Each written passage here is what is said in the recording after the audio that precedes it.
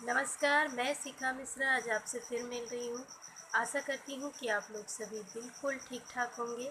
आज मैं आप लोगों को 17 सितंबर यानी विश्वकर्मा भगवान की पूजा, उसी दिन कर्म एकादशी होती है, जो कि हमारे झारखंड में ये त्योहार मनाया जाता है, बड़ी धूमधाम से मनाया जाता है। उसके बारे में भी मैं आप लोगों को बताऊँगी और पद्म एकादशी यानी विष्णु एकादशी के बारे में बताऊँगी। तो आज मैं सबसे पहले आप लोगों को बताना चाहती हूँ, विश्वकर्मा भगवान की पूजा 17 सितंबर को हर साल मनाई जाती है। उसी तरह इस साल शुक्रवार के दिन 17 सितंबर है और उस दिन करम एकादशी, विष्णु एकादशी, पद्म एकादशी और साथ ही हमारा गणपति महोत्सव भी चल रहा है। तो ये सारे त्यौहार 17 सितंबर को हैं। मैं आप लोगों को बताना चाहती हूँ कि विश्वकर्मा भगवान हमारे शिल्पकार भगवान हैं। कहा जाता है इस पूरी दुनिया को जितने भी मंदिर बनाए हैं सारे विश्वकर्मा भगवान बनाए हैं। और जो लोग विश्वकर्मा भगवान की पूजा करते हैं उनके घर जल्दी बनते हैं। उनकी जो इच्छित चीज़ें रहती है, जैसे वाहन खरीदना, घर बनाना, कोई कारखाना बनाना, ये सारे विश्वकर्मा भगवान की पूजा करने से ही हमारी पूर्ण होती है। और विश्वकर्मा भगवान की सिर्फ विश्वकर्मा दिन ही नहीं बल्कि हर रोज़ पूजा करनी चाहिए, क्योंकि ये हमारे सबसे शिल्पकार भगवान हैं, पूजनीय भगवान हैं। इन्हीं की वजह से हमें वाहन का सुख मिलता है, घर द्वार, कारखाने, बिजनेस सारे का विश्वकर्मा भगवान के द्वारा ही हमें ये प्राप्त होता है। तो हमें विश्वकर्मा भगवान की पूजा कल 7:30 बजे से लेकर 12 बजे तक है। तो इसी मुहूर्त में आपको पूजा करना है। कर्म एकादशी भी कल है और पद्म एकादशी, जो कि विष्णु भगवान के लिए किया जाता है। कहा जाता है कि पद्म एकादशी दिन विष्णु भगवान करवट बदलते हैं, इसलिए इसे पद्म एकादशी के नाम और परिवर्तनी एकादशी के नाम से भी जाना जाता है।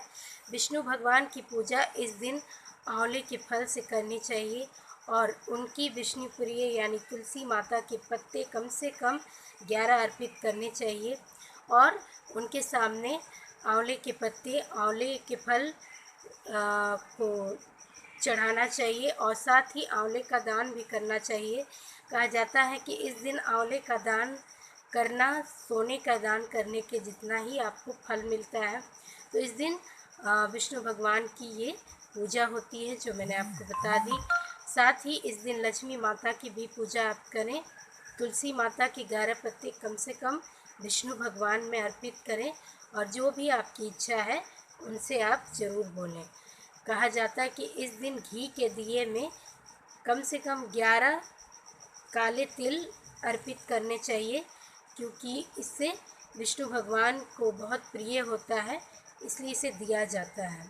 करम एकादशी है, जो कि हमारे झारखंड में ये आदिवासियों का त्यौहार है और सारे लोग इसे धूमधाम से मनाते हैं।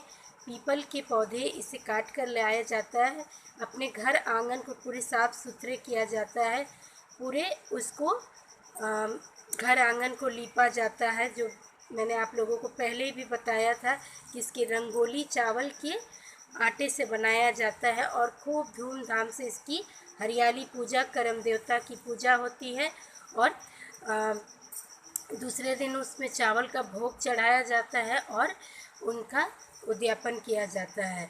मैंने पहले भी आप लोगों को कर्म एकादशी के बारे में बताया है, तो प्लीज़ आप लोग उसको भी देख लीजिएगा। और साथ ही मैं आप लोगों को बताना चाहती हूँ कि कर्म एकादशी बहुत ही धूमधाम से झारखंड का त्यौहार है। इस दिन प्रकृति भगवान की पूजा होती है, फल फूल सारे चढ़ाए जाते हैं और कर्म एकादशी बहुत ही उत्सव के साथ झारखंड में मनाया जाता है। और ये त्यौहार भी कल सुबह 9 बजे से लेकर 12 बजे तक इसका भी मुहूर्त है।